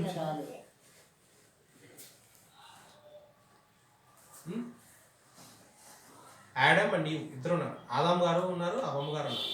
ఆ తోటలో ఉంది ఆ ఇద్దరు దేవుడి సృష్టి. మరి యుక్తి కలిగిన పాము వచ్చి అవ్వమ్మ గారి దగ్గరికి వచ్చి మోసం చేసింది. ఎలా వచ్చింది? వేషధారణ. సాతాను లేకపోతే అపవాది పాము రూపంలో వచ్చి యుక్తి కలిగిన మాటలతో అవమ్మ గారిని మోసం చేసింది. ఇది దేవుడి యొక్క జ్ఞానం కాదు, ఇది దయ్యముల యొక్క జ్ఞానం. వాక్యం ప్రకారమే చెప్పాను. So same thing. వేషధారణ క్రైస్తవులు ప్రవర్తిస్తే దేవుని యొక్క జ్ఞానం కలిగిన వారు కాదు. నవ్వుతాం, లోపల కోపం ఉంటుంది. నవ్వుతాం, లోపల ద్వేషం ఉంటుంది, అసూయ ఉంటుంది, ఈర్ష్య ఉంటుంది, మత్సరం ఉంటుంది. నవ్వుతాం, రండి బాగున్నారా, బాగున్నాం, రండి కూర్చోండి, మర్యాదగా మాట్లాడతాం. లోపల ఎందుకు వచ్చారా వీళ్ళు అని అనుకోవచ్చు. వేషధారణ యొక్క ఉదాహరణ, ఎగ్జాంపుల్స్. ఇలా ఉంటే యుక్తి కలిగిన వారు, పాపము చేయవారు, దేవుని యొక్క సన్నిధిలో అపరాధము చేయవారు. ఇది దేవుని యొక్క జ్ఞానం కాదు. యథార్థవంతులు దేవునికి ఇష్టలు, వేషధారణ కలిగిన వారు దేవుడికి ఇష్టలు కాదు. యాకోబు రాసిన పత్రిక 3:17. మొట్టమొదట పవిత్రమైనది, తర్వాత సమాధానకరమైనది. ఇప్పుడు ఇలా 6 క్వాలిటీస్ చెప్పాను. 6 క్వాలిటీస్ కలిగి ఉండాలి, నిండుకొని ఉండాలి. మిగతా 2 ఉండకూడదు. ఏం ఉండకూడదు అంటే పక్షపాతం ఉండకూడదు, వేషధారణ ఉండకూడదు. ఇప్పుడు ప్రతిరోజు క్రైస్తవుడికి పోరాటం. క్రైస్తవుడికి ప్రతిరోజు పోరాటమే. తన బాడీ యొక్క అంటే దేహం సంబంధించిన కోరికలు అవ్వచ్చు, ఏహలోక సంబంధించిన కోరికలు అవ్వచ్చు. ప్రతిరోజు ప్రతి విశ్వాసికి పోరాటమే. ఈ పోరాటంలో ఉన్నప్పుడు అపవాది యుక్తితో ట్రై చేస్తూ ఉంటుంది, ఎలా అయినా సరే పడగొట్టాలి. ఇప్పుడు ఈ 6 ఉన్నాయి కదా, నేనే ఉన్నాను, నాకు ఈ 6 ఉన్నాయి అనుకుందాం. యాక్చువల్గా నాకు 6 లేవు, కానీ మీ అందరికీ అర్థం అవడానికి చూస్తున్నాను. ఈ 6 క్వాలిటీస్ నాలో ఉన్నాయి అనుకుందాం. ప్రతిరోజు దేవుడి యొక్క పని చేయకుండా ఉండటానికి, లేకపోతే దేవుడి యొక్క సన్నిధిలో కనపడకుండా ఉండటానికి, అంటే ప్రార్థించడం నుంచి తప్పించడానికి సాతాను యుక్తితో కుయుక్తితో నా మీద ఒక కన్నేసి గర్జించు సింహంలాగా ట్రై చేస్తూ ఉంటుంది. ఇలా ట్రై చేస్తున్నప్పుడు దేవుడు ఏం చెప్పాడు? పక్షపాతం ఉండకూడదు, వేషధారం ఉండకూడదు అన్నారు. అప్పుడు అదేం చేస్తుంది అనుకున్నారు? ఈ 2 నా మీద ఎరేసి ఈ 6 క్వాలిటీస్లో ఏదో ఒక క్వాలిటీ మీద దెబ్బతీయడానికి ప్రయత్నం చేస్తూ ఉంటాం. ఈ 2 పక్షపాతము, వేషధారణ, ఇది సాతాను యొక్క ఆయుధాలు. ఈ 2 ఆయుధాలు తీసుకొచ్చేసి నాలో కలిగి ఉన్న ఈ 6లో నిండుకొని ఉన్నా కాబట్టి దాన్ని దెబ్బతీయడానికి చూస్తుంది. వాక్యం ఏం చెప్తుంది? మొట్టమొదట పవిత్రమైనది. వాక్యము ఎలా అయితే 6లో మొట్టమొదట పవిత్రమైనది అని చాలా పిన్ పాయింట్గా వాక్యం చెప్పిందో, అలాగే సాతాను కూడా అంతే పిన్ పాయింట్గా ఈ పక్షపాతము, ఈ వేషధారణ, ఈ 2 యొక్క శక్తితో ఇక్కడ మిగతా ఉన్న 5 జోలికి రాడండి. ముందు పవిత్రత మీదకే వస్తాడు. మొట్టమొదట అని దేవుడు ఎందుకు రాశాడంటే, మనం కలిగి ఉండాల్సింది కూడా పవిత్రత, మనం కాపాడుకోవాల్సింది కూడా పవిత్రత, మనల్ని పడవేయటానికి కూడా ఎర చూపించేది కూడా పవిత్రతే. అర్థమైందా? ఇలా కన్ఫ్యూషన్ ఉందా? విశ్వాసకి మొట్టమొదట కలిగి ఉండాల్సింది పవిత్రత. ఒక విశ్వాస యొక్క జీవితాన్ని పాడు చేయాలంటే సాతాను ఉపయోగించే తంత్రం కూడా వాడి యొక్క క్యారెక్టర్ డిగ్రేడ్ చేయటం, అంటే పవిత్రత పాడు చేయటం. ఇది కూడా నేనేం చెప్పలా, ఇది కూడా లేఖనాల్లో చెబుతున్నా. మార్కు సువార్త 7:20-23.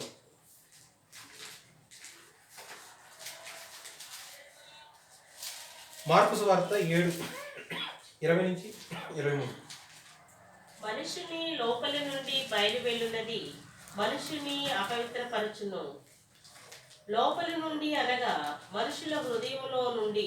ఒక నిమిషం అండి, 19 నుంచి చదవండి. అది వాని హృదయంలో ప్రవేశింపక కడుపులోనే ప్రవేశించి బహిర్భూమిలో విడవబడును.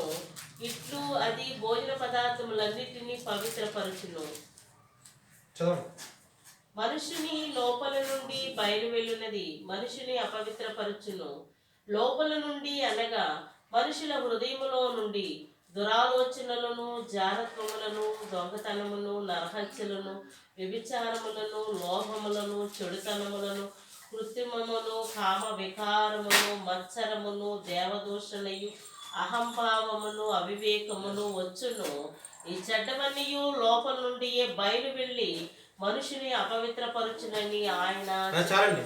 ఇందాక శుక్రవారం రోజు ప్రతిష్ట దినము, ఉపవాస ఆరాధన క్రమము, కోడిగుడ్డు ఏంటి పుట్టినరోజు నాడు, అదే ఉపవాసం ఉన్న రోజు పుట్టినరోజు వచ్చుంటే ఆ యొక్క ఉపవాసంలో కేక్ కటింగ్, నేను కేక్ తిన్నాను ఎందుకంటే దాంట్లో గుడ్డు ఉంటుంది అని అన్న విశ్వాసులు ఉన్నారు. ఆ విశ్వాసులకి వాక్యం, మనము కడుపులో ఏదైతే ప్రవేశించిందో అది బహిర్భూమిలో విడవబడను. మనం ఏదైతే భుజించామో అది విసర్జన రూపంలో బయటకు వెళ్ళిపోతుంది. దాన్ని బట్టి అపవిత్రత కలగదు. వాక్యం చెప్తుంది అది వాని హృదయంలో ప్రవేశింపక, మనం తినే ఆహారము మన హృదయంలో ప్రవేశింపక కడుపులోనే ప్రవేశించి బహిర్భూమిలో విడవబడును. ఇట్లు అది భోజన పదార్థములన్నిటినీ పవిత్రపరచును. ఏంటి? తినే ఆహారము హృదయంలో వెళ్ళదు. తినే ఆహారము కడుపులోకి వెళ్ళి అరిగిన తర్వాత మూత్ర విసర్జన కింద వెళ్ళిపోతుంది. మనం ఇలా తింటున్నాము, మూత్ర విసర్జన కింద వెళ్ళిపోయే దాన్ని బట్టి ఎలా అపవిత్రత కలుగుతుంది అని వాక్యమే చెప్తుంది 19వ వచనంలో. మరి దేనివల్ల క్రైస్తవుడు అపవిత్రత అవుతాడు? లోపల నుండి. మనుషుని లోపల నుండి బయలు వెళ్ళినది మనుషుని అపవిత్రపరచును. మనుషుని యొక్క లోపల లోపల నా లోపల ఏమున్నాయి? శరీరాశ ఉంది నా లోపల, నా లోపల నేత్రాశ ఉంది, నా లోపల జీవపు డమ్మము ఉంది. మనుషుని లోపల నుండి బయలుదేరి వెళ్ళినది మనుషుని అపవిత్రపరచును. లోపల నుండి అనగా మనుషుల హృదయంలో నుండి దురాలోచనలు, జారత్వములను, దొంగతనములను, నరహత్యలను, వ్యభిచారములను, లోపములను, చెడుతనములను, కృత్రిమములను, కామవికారమును, మత్సరమును, దేవదూషణయు, అహంభావమును, అవివేకమును వచ్చును. ఈ చెడ్డవన్నీయు మనుషుని యొక్క లోపల నుండియే బయలు వెళ్ళి మనుషులను అపవిత్రపరచునని ఆయన చెప్పాను. యేసుక్రీస్తు ప్రభు వాళ్ళు చెప్పారు ఈ వాక్యం. తినే ఆహారం బట్టి ప్రతిష్ఠ దినము అపవిత్రం అవుతుంది అని ఎలా అయితే తీర్మానం తీసుకొని నాన్ వెజ్ తినకుండా ఉంటామో, ఈ క్రియ తప్పని నేను అంటలేదండి. తినే ఆహారంలోనే ఎంత నిష్ఠగా ఉంటున్నారో మనుషుడి యొక్క శరీరంలో నుంచి బయలువెళ్ళు శరీరాశ, నేత్రాశ, జీవపుడమము, మెయిన్ ఈ మూడు. ఆ మూడు ఏంటి అంటే దేవుడు చెప్తున్నాడు, దురాలోచనలు, జారత్వములు, దొంగతనములను, నరహత్యలు, వ్యభిచారములు, లోభములు, చెడుతనములు, కృత్రిమములు, కామ వికారములు, మత్సరము, దేవదూషణ, అహంభావము, అవివేకము. ఇవి శుక్రవారం రోజు ఉపవాసం ఉన్న రోజు నాన్ వెజ్ తినండి అని నేను చెప్పట్లేదండి, తప్పుగా అర్థం చేసుకోమాకండి. ఉపవాసం రోజు నాన్ వెజ్ తినకూడదు అని ఎలా అయితే క్రైస్తవుడు అంత నిష్టగా ఒక చిన్న కేక్ ముక్కలో కోడిగుడ్డు పదార్థము కలిగి ఉన్నది అని మీరు ఎలా అయితే వద్దు అని తీర్మానం తీసుకొని ప్రవర్తిస్తున్నారో, తినిన పిమ్మట విసర్జించబడే ఒక దేహములో ఉండే ఒక చిన్న పదార్థము, కడుపులో పడే పదార్థముకి మీరు అంత ఇంపార్టెన్స్ ఇస్తుంటే, హృదయంలో నుంచి బయలువెళ్ళు సమస్తమైన జారత్వము, దొంగతనము, వేషధారణ, అహంభావము, అవివేకము, జారత్వము, దొంగతనము, నరహత్య, దేవదూషణ, అహంకారము, అహంభావము, వీటిని బట్టి మనిషి, వీటిని బట్టి క్రైస్తవుడు, వీటిని బట్టి సంఘ కాపరులు అపవిత్రులు, అగుచున్నారు అని లేఖనములు చెప్పుచున్నవి. తినే ఆహారానికి ఎంత ఇంపార్టెన్స్ ఇస్తున్నారో హృదయాన్ని మాలిన్యం చేసే ఈ క్వాలిటీస్ కూడా అంతగా ఆలోచించి విసర్జించాలి. సో దేవుడు అనుగ్రహించు జ్ఞానము మన హృదయంలో నిండుకోకుండా ఉండటానికి సాతాను చేసే మొట్టమొదటి తంత్రం ఏంటంటే పవిత్రత పోగొట్టడం. పవిత్రత పోగొట్టడం అంటే ఇప్పుడు చెప్పిన మార్కు సువార్తలో ఉన్న అన్ని క్వాలిటీస్ ఏం కలిగి ఉండాలో దేవుడే చెప్తున్నాడు, ఏం కలిగి ఉండకూడదో దేవుడే చెప్తున్నాడు. దేని మీద దెబ్బతీస్తుంది సాతాను అంటే పవిత్రత మీద. పవిత్రత అంతా ఏంటంటే ఇవి. క్లియర్? అర్థమవుతుందా? పక్షపాతం గురించి ఉదాహరణ ఇచ్చాము. వేషధారణ గురించి ఆదికాండము 3:1 పాము అబమ్మ గారి యొక్క స్టోరీ ఉదాహరణ చెప్పి ఉన్నాం. పక్షపాతము దేనికంటే 1 తిమోతి 6:10 ధనాపేక్ష సమస్తమైన పాపములకు మూలం. భేదములు ఎలా వస్తుందంటే వాడు డబ్బు ఉంది, వీడికి డబ్బు లేదు. ధనాపేక్ష. ఓకే నెక్స్ట్ ఇంకో క్వశ్చన్. ఇప్పుడు ఫస్ట్ నేను ప్రశ్నించిన ప్రశ్న ఏంటంటే దేవుని యొక్క చిత్తానుసారంగా దేవుడు క్రైస్తవుడికి శ్రమ లేదా శోధన ఎందుకు అనుగ్రహిస్తాడు అని నా ప్రశ్న. దానికి ఆన్సర్ ఏంటంటే 1 తిమోతి 2:4 సత్యమును గురించిన అనుభవ జ్ఞానం విషయమై మనుషులందరికీ దేవుడు ఇస్తాడు. ఓకే, ఇలా శ్రమ శోధన వచ్చినప్పుడు ఇన్ జనరల్గా క్రైస్తవులు ఏమనుకుంటారంటే ఇంకెంతకాలం, ఎలా అయితే 2 విత్తనాలు నాటిన ఒక వ్యవసాయకుడు మొదటి విత్తనము 6 వారాల్లో గడ్డిగా పంటగా మార్చబడింది. 5 సంవత్సరాల పాటు వెదురు బొంగుల కోసం ఎదురు చూశాడు. 5 సంవత్సరాల యొక్క నిరీక్షణ, 5 సంవత్సరాల యొక్క ఓపిక, 5 సంవత్సరాల యొక్క కనిపెట్టుకునట, 5 సంవత్సరాల యొక్క కాచుకునటం, 5 సంవత్సరాల పాటు అంత కష్టపడుతున్నాడు కదా. దేని నిమిత్తం ఆ యొక్క వ్యవసాయకుడు చేస్తున్నాడు? టైం. 5 సంవత్సరాల పాటు చేయకుండా నాకెందుకులే, ఇది 6 వారాల్లో గడ్డి వచ్చేసింది, దీంతో నేను బతికేస్తాను అనుకున్నప్పుడు 5 సంవత్సరాల తర్వాత వచ్చే భూఫలం మాత్రమే రాదు. గడ్డి చేసే పని గడ్డిది, వెదురు బొంగు చేసే పని వెదురు బొంగుది. క్రైస్తవంలో ఎంతకాలము దేవుని యొక్క స్వరము నిమిత్తము, ఎంతకాలము దేవుడు ఇచ్చు బహుమానం కోసం నిరీక్షణతో ఓర్పుతో ఎదురు చూస్తారో ఆ నిరీక్షణ కాలమును బట్టి దేవుడు అంత ప్రశస్తమైన బహుమానము మనందరికీ ఇస్తాడు. చిన్న కార్యం దేవుళ్ళలో చేశామా, చిన్న బహుమానం ఇస్తాడు. వాక్యం చెబుతున్నది, దేవుని యొక్క బిడ్డలకి గుక్కడి వేడి నీళ్ళు ఇచ్చినా, గుక్కడి చన్నీళ్ళు ఇచ్చినా దాని యొక్క ప్రతిఫలం వేస్ట్ అవ్వదు అని వాక్యం చెప్తుంది.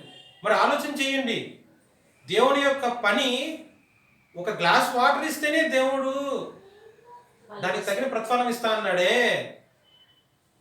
మరి రెట్టింపు కష్టపడితే దేవుడి కోసం, రెట్టింపు శ్రమ పడితే, రెట్టింపు నిరీక్షణతో దేవుడి యొక్క పని చేస్తే, రెట్టింపు యొక్క నిరీక్షణతో ఆత్మల భార నిమిత్తం ప్రార్థన చేస్తే, రెట్టింపు యొక్క కష్టముతో దేవుని యొక్క సువార్త ప్రకటిస్తే, యేసుక్రీస్తు ప్రభు ఒక్కడే దేవుడు అని ఒక అత్యాసక్తి కలిగి దేవుడి గురించి ప్రకటిస్తే, గ్లాస్ వాటర్కి ఇచ్చిన ప్రతిఫలము, ఆత్మల భార నిమిత్తం చేసిన ప్రతిఫలము ఒకటేనా? చిన్న పనికి చిన్న బహుమానం వస్తుంది, పెద్ద పనికి పెద్ద బహుమానం వస్తుంది. ఎల్కేజీ స్టూడెంట్ ఐఏఎస్ జాబ్ చేయడు, ఐఏఎస్ జాబ్ చేసేవాడు ప్యూన్ జాబ్ చేయడు. దేనికి? దేవుని యొక్క సన్నిధిలో, ఆయన యొక్క సముఖంలో ఎన్ని సంవత్సరాలు తరఫీదు పొందుతావో అన్ని సంవత్సరాలకి కావాల్సినంత జ్ఞానము దేవుడు అనుగ్రహిస్తాడు. 1 సంవత్సరమే తరఫీదు పొందామా, ఆ 1 సంవత్సరంలో నువ్వు 6 పొందుకోవేమో దేవుని యొక్క జ్ఞానం చొప్పున. అందుకే దేవుడు నేర్పించటానికి, దేవుడు తర్ఫీదు చేయటానికి, దేవుడు అనుభవ జ్ఞానం అనుగ్రహించటానికి సమయం పెంచి తర్ఫీదు చేపిస్తున్నాడు. సమయము పెంచి ఇంకెంతకాలం నాకు ఆన్సర్ రావట్లేదు, నాకు ఇంకెంతకాలం దేవుడి దగ్గరికి సమాధానం రావట్లేదు, ఎంతకాలము ఒంటిగా అంటే ఎటువంటి ఫలము లేని ఒక ఒంటిగా నేను ఉంటాను అని దేవుణ్ణి ప్రశ్నిస్తున్నావేమో. నువ్వు నేర్చుకోవాల్సింది ఇంకా నేర్చుకోవాలా. నువ్వు నేర్చుకోవట్లేదు కాబట్టే నువ్వు నేర్చుకునేదాకా నేను నీకు శ్రమ అనుభవిస్తా. నువ్వు నేర్చుకునేదాకా నేను నీకు శోధన ఇస్తా. ఎందుకు? సత్యమును గురించిన అనుభవ జ్ఞానము నువ్వు తెలుసుకోవాలి. మనుషులందరికీ దేవుని గురించిన సాక్షార్థమై బ్రతకాలి. ఒక విశ్వాసి కానీ ఒక పాస్టర్ కానీ వాక్యం చెప్పారంటే బైబిల్ పట్టుకొని చదివేసుకుంటే సరిపోదండి. మనుషులందరూ సత్యమును గురించిన అనుభవ జ్ఞానం ఎందుకు దేవుడు చెప్తాడంటే, దేవుడు నాకు ఇచ్చిన అనుభవ జ్ఞానం బట్టి దేవుడు నన్ను ఎక్కడ నిలబడి వాక్యం చెప్పుచున్నాడు అంతే. ఈ సమయంలో దేవుడు నన్ను, రేపటి రోజు మీలో ఒకటి రావాలి. అపోస్తుల వరకేనా క్రైస్తత్వం? అపోస్తుల వరకు క్రైస్తత్వం అని అనుకుంటే ఇన్ని తరాలు, ఇన్ని యుగాలు, ఇన్ని సంవత్సరాల పాటు దేవుని గురించి వాక్యము, దేవుని గురించి ప్రకటన ఎలా బయటకు వస్తుంది? నేనే వాక్యం చెప్పాలి, నా చర్చ నిలబడాలి, దేవుడి యొక్క పని నా ద్వారానే చెయ్యాలి. అపోస్తులు ఇలాగే అనుకుంటే అపోస్తుల దగ్గర నుంచి 12 గోత్రముల దగ్గర నుంచి వేరుగా సంఘాలు విస్తరింపబడి కట్టబడ్డాయా? నిజమైన బోధ ఒకటే, అపోస్తల బోధ. ఆ అపోస్తల బోధ క్రీస్తు యేసు అను ఒక బండ మీద కట్టబడుతుంది. కానీ అపోస్తులు వచ్చి చెప్తున్నారు, అప్పుడు వాళ్ళు వేసిన మార్గములో నడుచుకుంటున్న ప్రవక్తలైన సేవకులైన. సో మనుషులందరికీ శ్రమానుభవం కలిగి ఉండాలి. మనుషులందరూ శోధన యొక్క అంటే విశ్వాసం యొక్క పరీక్ష అనుభవించాలి. మనుషులందరూ సత్యమును గురించిన అనుభవ జ్ఞానము పొందుకోవాలి. కాపరులు అనుభవ జ్ఞానం పొందుకోవాలి అని వాక్యంలో లేదు. 1 తిమోతి 2:4 మనుషులందరూ సత్యమును గురించిన అనుభవ జ్ఞానము నేను పొందుకోవాలి కాదు, అందరూ పొందుకోవాలి. దేవుడు నాతోనే మాట్లాడాలి, నా ద్వారానే మాట్లాడాలి కాదు, దేవుడు అందరితోనే మాట్లాడాలి. యేసుక్రీస్తు అందరికీ ప్రభువు. అబ్రహాము అందరికీ విశ్వాసములకు తండ్రి. విశ్వాసం ఉన్న ప్రతి ఒక్కడు కూడా అబ్రహాము యొక్క వారసులు. యేసుక్రీస్తు ప్రభు కలిగి ఉన్న ప్రతి ఒక్క క్రైస్తవుడు కూడా యేసుక్రీస్తు ప్రభు యొక్క వారసులు.